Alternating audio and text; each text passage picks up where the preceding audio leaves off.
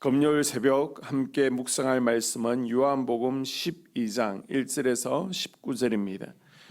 신약성경 167쪽 요한복음 12장 1절에서 19절.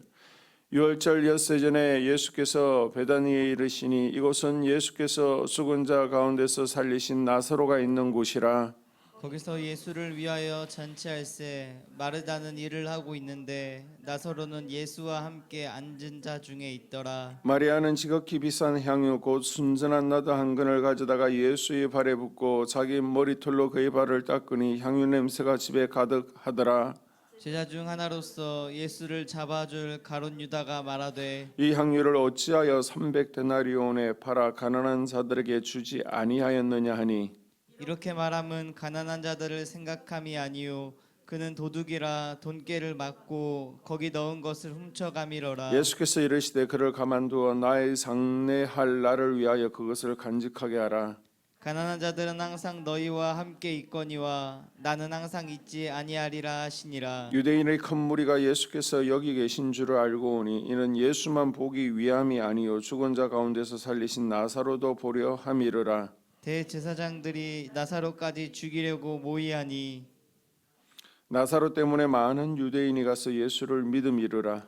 그 이튿날에는 명절에 온 큰 무리가 예수께서 예루살렘으로 오신다는 것을 듣고 종려나무 가지를 가지고 맞으러 나가 외치되 호산나 찬송하리로다. 주의 이름으로 오시는 이 곧 이스라엘의 왕이시여 하더라.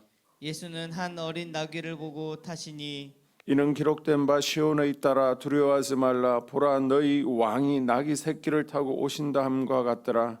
제자들은 처음에 이 일을 깨닫지 못하였다가 예수께서 영광을 얻으신 후에야 이것이 예수께 대하여 기록된 것임과 사람들이 예수께 이같이 한 것임이 생각났더라. 나사로를 무덤에서 불러내어 죽은 자 가운데서 살리실 때 함께 있던 무리가 승언한지라.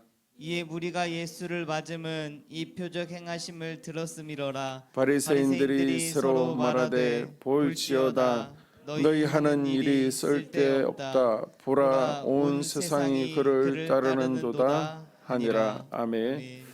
예수님께서는 예루살렘에 입성하시기 하루 전 토요일에 나사로의 집에 유하셨습니다. 나사로는 예수님을 위해서 잔치를 열었는데 그때 마리아가 예수님의 발에 값비싼 향유를 부었습니다. 그러나 이 모습을 보고 가룟 유대와 제자들이 마리아의 행동을 책망하죠. 그러나 마리아의 행동은 예수님의 장례를 예비한 사건이었습니다. 7절에 보게 되면 예수님께서는 나의 장례할 날을 위하여 그것을 간직하게 하라 말씀하시며 예수님께서 죽으실 것을 예고하셨습니다. 마리아는 예수님의 발 앞에 향유를 깨뜨리며 자신이 할 수 있는 최선을 다해서 예수님을 정성으로 섬겼습니다. 한편 유대인의 큰 무리가 예수님께서 나사로의 집에 계시다는 소식을 듣고 그것으로 모여들었습니다. 그들은 나사로를 살리신 예수님과 정말로 나사로가 살아났는지를 보고 싶었던 것입니다. 이렇게 동일한 예수님의 기적을 보고 경험했지만 사람들은 두 부류로 나누어지게 되죠. 많은 유대인들은 나사로를 통해서 예수님을 보러 왔고 예수님을 믿었습니다. 이 가운데 마리아는 마음을 다해 예수님을 섬겼습니다. 그러나 수많은 사람들이 죽었다가 다시 살아난 나사로에게 큰 관심을 가지자 산에 들린 공회는 이제는 예수님뿐만 아니라 나사로까지도 죽이자는 안건을 가지고 회의를 모입니다.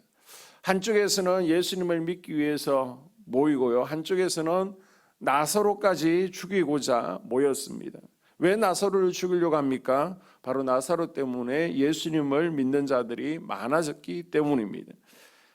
예수님께서 어떻게 살려놓은 나사로인데 그렇게 살려놓은 나사로까지 자신들의 기득권 유지를 위해서 죽이겠다라고 말하고 있습니까? 나는 살리는 자입니까? 나는 죽이는 자입니까?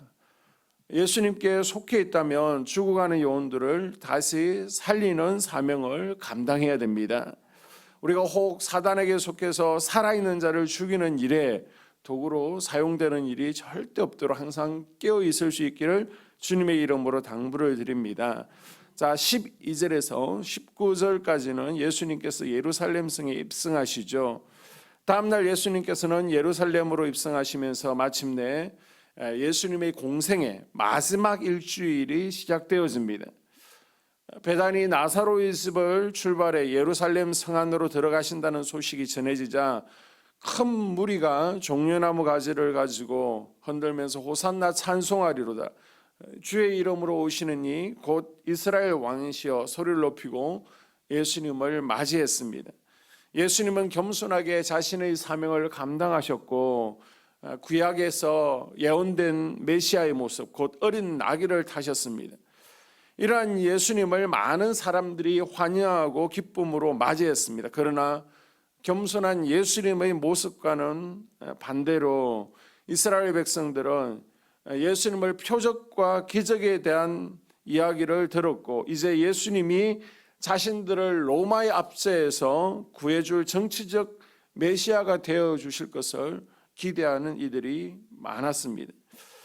예수님께서는 우리를 죄에서 건지시고 다시 살리시기 위해 십자가 길을 걷기 위해서 예루살렘 성에 들어가셨지만 많은 사람들은요 자신들의 현실적인 문제, 자신의 이익 때문에 예수님 곁으로 모여들었습니다. 그리스도인들은 예수님을 본받아 앞서가신 그분의 길을 따라가는 사람들인 줄로 믿습니다. 세상적인 축복, 만족을 위해서 예수님을 이용하는 것이 아니라 예수님의 사랑에 감동되어서 예수님의 은혜에 감사해서 그 사랑과 은혜를 전하기 위해서 쓰임받는 사람들이 그리스도인들입니다. 하나님 앞에 우리의 마음과 믿음을 점검하며 사명의 길을 걸어가기로 결단하는 오늘 하루가 될 수 있기를 바랍니다.